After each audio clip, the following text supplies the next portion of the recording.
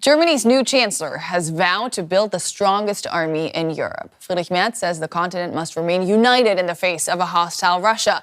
In his first big speech to parliament since taking office, Merz also said Western allies should not accept a peace dictated by Russia to end the war in Ukraine. German Chancellor Friedrich Merz struck a decidedly international tone in his first speech to Germany's parliament as chancellor, tying EU security to the fate of Ukraine. What's at stake in Ukraine is nothing less than the peaceful order of our entire continent. In this historic moment of decision, Europe must stand together. And Germany's military, the Bundeswehr, will be the tip of Europe's spear if Merz gets his way. The German government will provide all the financial resources the Bundeswehr needs to become the strongest conventional army in Europe. This is only fitting for Europe's most populous and economically powerful country. Our friends and partners expect nothing less from us. They are demanding it. Turning to Germany's lagging economy, Merz said a mix of deregulation and debt finance investment should help kickstart Berlin's economic motor. We will therefore do everything we can to get Germany's economy back on track for growth. We want to invest and reform. The two belong together. In terms of economic policy, I am also convinced that we can use our own strength to once again become a growth engine that the world looks at with admiration. It was a speech free from the jabs Merz once launched against his new coalition partners, the Social Democrats, during the election. But one critics say also failed to smooth over the gap between both the center-right and the center-left in Berlin. Merz pledging to make Germany's army the strongest in Europe. DW's chief political editor, Michaela Küfner, has more.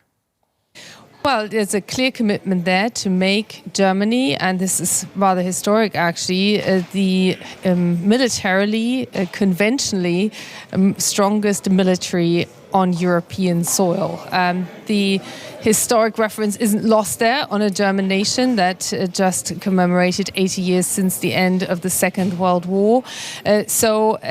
That is a commitment that Germany is making, and that is most of all a financial commitment. And here, Europe is still to learn and very eager to learn what that will mean in terms of German spending going to other countries. And this is something that we know he's spoken about with Emmanuel Macron. There's a coalition of the willing that also includes Britain, which has left the European Union, of course.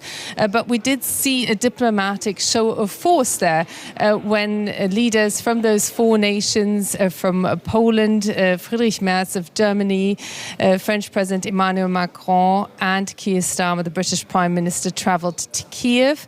But that diplomatic alliance is already being tested because the time ran out. There is no ceasefire in Ukraine, and we're waiting with bated breath whether that will mean that there could be any meaningful talks taking place, for which Volodymyr Zelensky, Ukraine's president, vowed he would be willing to travel to Turkey.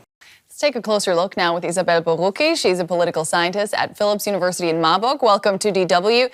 Now, Friedrich Merz started into his chancellorship last week with a major defeat, not being elected in the first round by the members of his own coalition. After a week now of high-level meetings and whirlwind trips, now his first address to Parliament. What did you make of it? Yeah, I think Friedrich Merz appeared as a statesman on the stage. He delivered a speech that was clearly intended to mark a turning point, both in tone and in content. So it was his speech assertive, also wide-ranging and symbolically charged, so to say. So he positions himself as a chancellor with a clear agenda, aiming to restore what he sees as Germany's diminished international economic and domestic strength, so to say. But from my opinion, while the speech was rhetorically strong, the question remains whether it will translate into coherent policy in the future. So especially given the ideological diversity and composition of his coalition. Yet he does have a lot on his plate and did, frankly, touch on almost all of it: Ukraine, Israel, the economy, migration. Does he have a clear plan on how to tackle these issues, especially working with a coalition and not always necessarily being able to get his way? Yeah, that's the thing. That's the point. So the breadth of the speech was impressive, but breadth can come at the expense of depth, right? So he tried to address all the major issues, but some parts, especially on migration, felt more ideological than solution-oriented, problem-oriented. So we remember maybe that his controversial immigration bill in January, backed by the far right, was rejected in the German Bundestag, with some members of his own party refusing to support this measure. Yeah, so we need to see how it turns out in policy making in the end. He also vowed to build Europe's strongest army. How tough a sell do you think that will be to Parliament, to his coalition partners, and the public? I think this is a very delicate issue, since the historical context of Germany makes any military rhetoric highly sensitive.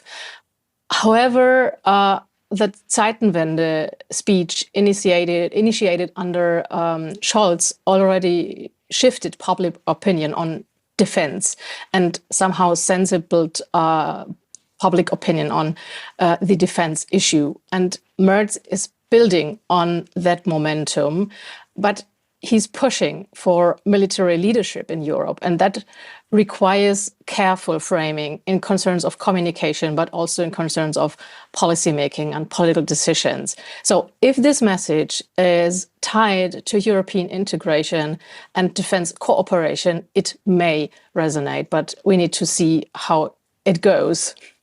Another thing that stuck out was that he quoted many of his predecessors directly and indirectly. Does that give you a sense that he's looking to the past rather than the future when it comes to finding solutions to his many challenges? No, I think it was rather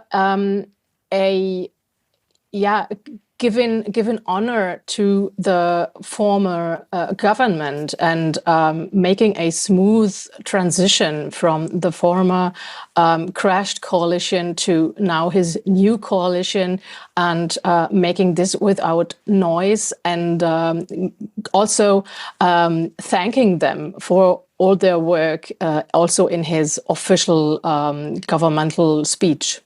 Remarkable change in tone there. That was political scientist Isabelle Borucki. Thank you so much. Thank you.